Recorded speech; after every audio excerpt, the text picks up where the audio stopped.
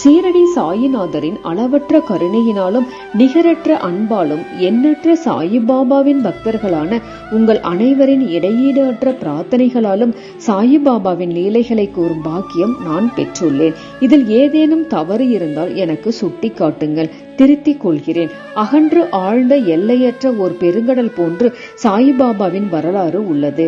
கிருஷ்ண பரமாத்மா பகவத்கீதையில் அன்புடனும் பக்தியுடனும் யாரொருவர் எனக்கு ஒரு இலை, மலர், பழம் அல்லது நீரை சமர்ப்பிக்கிறார்களோ அந்த தூய்மையான தன்னடக்கம் உடையவருடைய அன்பு காணிக்கையானது ஆர்வத்துடனும் தாமதமின்றியும் என்னால் ஏற்றுக்கொள்ளப்படுகிறது என்று கூறியிருக்கின்றார். சாயிபாபாவின் விஷயத்தில் ஒரு பக்தர் உண்மையிலேயே எதையாவது சமர்ப்பிக்க வேண்டியிருந்து பின்னால் அதை சமர்ப்பிக்க அவர் மறந்துவிட்டார் எனினும் பாபா அவருக்கு அல்லது அவரின் நண்பருக்கு அந்த காணிக்கையை ஞாபகப்படுத்தி அவரை அளிக்க செய்து அதை ஏற்றுக்கொண்டு பக்தரை ஆசீர்வதித்திருக்கின்றார்.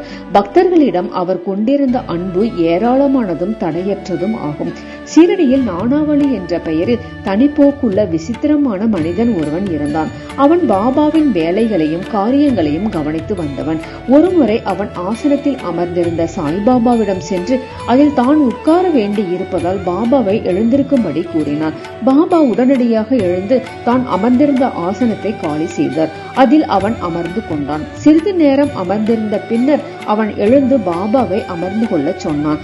பாபா ஆசனத்தில் அமர்ந்தார். பிறகு அவன் சாயிபாபாவின் பாதங்களில் வீழ்ந்து நமஸ்கரித்துவிட்டு சென்று விட்டான். தாம் அதிகாரம் செலுத்தப்பட்டதிலும் வெளியேற்றப்பட்டதிலும் சாய்பாபா எல்லளவும் வருத்தம் அடையவில்லை.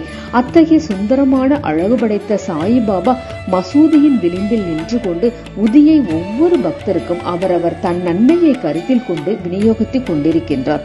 சாய்பாபாவின் பக்தர்களான நாம் அனைவரும் சாயின் பெருமையையும் பேராற்றலையும் கேட்போம்.